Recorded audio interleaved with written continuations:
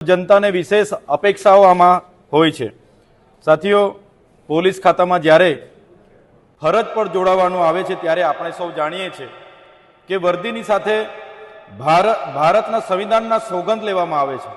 जे बीजा प्रकारना अधिकारीओ अने कर्मचारीओ होय छे तेओ नीति नियमों के कायदा कानून के बंधारणने पण मानता नथी अने अनेकवार ज्यारे अमने अनुभवो थया छे त्यारे ए लोको उपरथी सूचना छे एवा जवाबो आपीने करता होय छे। मारो पोतानो अनुभव पण मैं आज सन्मान्य गृहमां कीधुं। अमे पूछीए छे के शुं कार्यवाही करी, आजे पण जवाब एवो मळे छे के तपास चालू छे। एमणे कीधुं कोईनी अमारे जरूर नथी, अमारी पासे पावर छे, उपरथी सूचना छे एम करी मने 2 वागे अरेस्ट करवामां आव्यो। એટલે ગુજરાતમાં જે પોલીસની કામગીરી છે એક બે કાટલાની પ્રમાણેની કામગીરી છે। તમે પક્ષમાં રહેશો તો તમારા પર કાયદાનો કોઈ પણ સિકંજો ના લાગે। તમે વિપક્ષમાં રહીને લોકોના હિતની વાત કરશો, તમે નિવેદન આવેદનની વાત કરશો, તમે ધરણા આંદોલનની શાંતિથી રજૂઆત કરવાની પણ વાત કરશો તો પોલીસ તમને ટીંગાટોળી કરીને લઈ જશે। જેલથી અમે ડરતા નથી, પણ કોઈ પણ ગુના વાક વગર પોલીસ દ્વારા દબાવવા, ધમકાવવા, ડરાવવા માટે ખોટી એફઆઈઆરો કરીને ખોટી રીતે જેલોમાં રાખવામાં આવે છે અને ખોટા સોગંદનામા રજૂ કરીને આજ દિન સુધી પણ અમારા પોતાના વિસ્તારમાં પણ જેવા પ્રતિબંધ ફરવામાં આવે છે।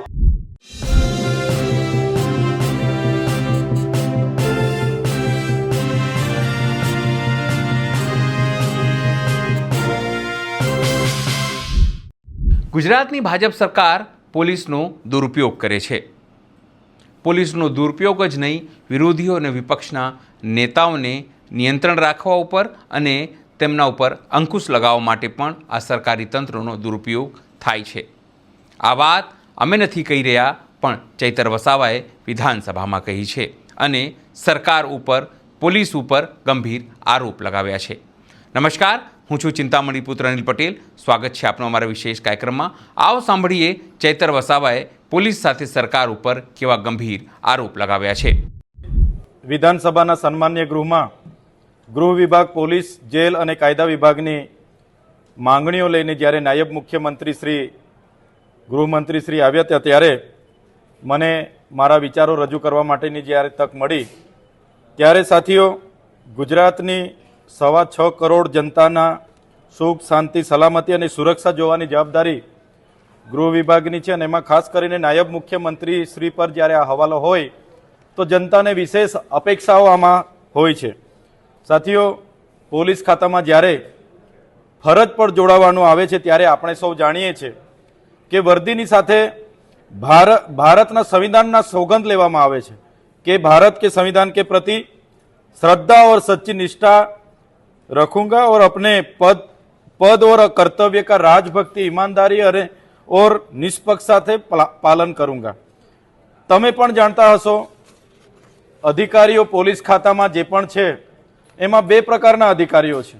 एक पोतानी फरज ए बंधारण मुजब, नीति नियमों मुजब, कायदा मुजब निष्ठा अने प्रामाणिकता थी पोताना जीवना जोखमे पण गुजरातनी जनताने सुख, शांति, सलामती अने सुरक्षा पूरुं पाडवानुं काम करता होय छे। जेओने अमे सलामत करीए छीए, अभिनंदन आपीए छीए।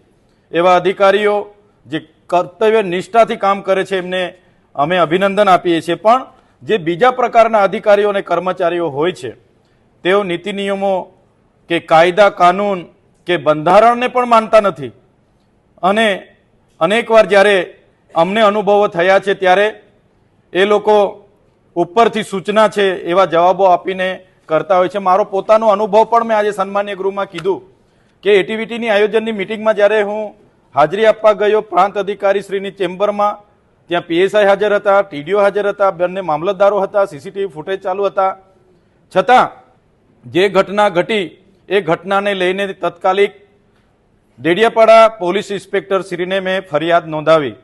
ए फरियाद पर आज दिन सुधी अमे पूछीए छे के शुं कार्यवाही करी, आजे पण जवाब एवो मळे छे के तपास चालू छे। अने बीजी बाजु मने बपोरना 2 वागे नर्मदा जिल्ला एलसीबी, एसओजी, डीवायएसपी सहितना लोकोए धारासभ्यना पद पर होवा छतां एक पण जातनी मारा सामे फरियाद नहोती, कोई एफआईआर नहोती, कोई ऑर्डर कागळ नहोतुं। अमे આરોપીને પૂછ્યું કે વોરંટ ઓર્ડર છે કે અટકાયત ઓર્ડર છે તમારી પાસે? એમણે કીધું કોઈની અમારે જરૂર નથી, અમારી પાસે પાવર છે, ઉપરથી સૂચના છે એમ કરી મને 2 વાગે એરેસ્ટ કરવામાં આવ્યો. બાદમાં એક તથાકથિત એક કેસ બનાવવામાં આવ્યો, 307 લગાડવામાં આવી અને સાંજે 7 વાગે એફઆઈઆર થઈ. એક ધારાસભ્યને ફરિયાદ પહેલા 2 વાગે એરેસ્ટ કરી લેવામાં આવે અને ફરિયાદ સાંજે 7 વાગે કરવામાં આવે તો સામાન્ય જનતાનું શું થાય? એટલે ગુજરાતમાં જે પોલીસની કામગીરી છે એક બે કાટલાની પ્રમાણેની કામગીરી છે. તમે પક્ષમાં રહેશો તો તમારા પર કાયદાનો કોઈ પણ સિકંજો ના લાગે. તમે વિપક્ષમાં રહીને લોકોના હિતની વાત કરશો, તમે આવેદનની વાત કરશો, તમે ધરણા આંદોલનની શાંતિથી રજૂઆત કરવાની પણ વાત કરશો તો પોલીસ તમને ટીંગાટોળી કરીને લઈ જશે. તમારા પર 144 અંતર્ગત ગુનાઓ દાખલ કરવામાં આવશે અને વિપક્ષના ધારાસભ્ય હોય કે કોઈ પણ નેતા હોય એ કોઈ પણ જનતા રેડ કરશે કે કંઈ પણ કરશે એટલે ખોટા કેસો પોલીસ દ્વારા કરવામાં આવે છે. એટલે પોલીસ જે પોતે સત્તામાં બેઠેલા નેતાઓ જે નશાના મદમાં જે પોલીસનો દુરુપયોગ કરે છે એ ગુજરાતની જનતા માટે ચિંતાનો વિષય છે. આજે પોલીસ જે પ્રકારે વર્તી રહી છે ત્યારે એ અમે આજે સન્માન્ય ગૃહમાં પણ અમે વાત કરી છે.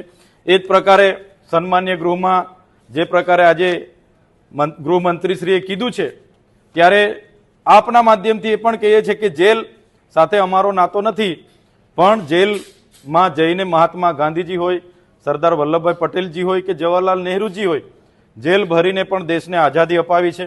અમારા પૂર્વજ એવા બિરસા મુંડાજી એ પણ માત્ર 25 વર્ષની ઉંમરમાં રાંચીની જેલમાં શહીદી વહોરીને એ દેશની લડતમાં સહભાગી બન્યા છે. ત્યારે જેલથી અમે ડરતા નથી, પણ કોઈ પણ ગુના વાક વગર પોલીસ દ્વારા દબાવવા, ધમકાવવા, ડરાવવા માટે ખોટી એફઆઈઆરો કરીને ખોટી રીતે જેલોમાં રાખવામાં આવે છે અને ખોટા સોગંદનામા રજૂ કરીને આજ દિન સુધી પણ અમારા પોતાના વિસ્તારમાં પણ જેવા પ્રતિબંધ ફરવામાં આવે છે જે લોકશાહીનું હનન છે. અને જે પ્રકારે વિપક્ષ સરકારની આલોચના કરે અને એને દબાવવા માટેના જે પ્રયાસો પોલીસ દ્વારા થાય છે, ખાકીના આડમાં થાય છે, એ ખૂબ જ ચિંતાનો વિષય છે અને જનતાએ એ તરફ ચિંતા કરવી જોઈએ એવું હું વ્યક્તિગત માનું છું. ચૈતર વસાવાની વાત સાંભળીને આપને શું લાગે છે જરૂરથી અમારા કોમેન્ટ બોક્સમાં કોમેન્ટ કરજો. એ સિવાય અમારી યુટ્યુબ ચેનલને લાઈક કરો, સબસ્ક્રાઇબ કરો, બેલ આઇકન દબાવો. સાથે અમારી વેબસાઇટ છે www.gujaratplus.in, ત્યાં પણ જઈને તમે વધુ અપડેટ થઈ શકો છો. અત્યારે માટે બસ આટલું જ. નમસ્કાર.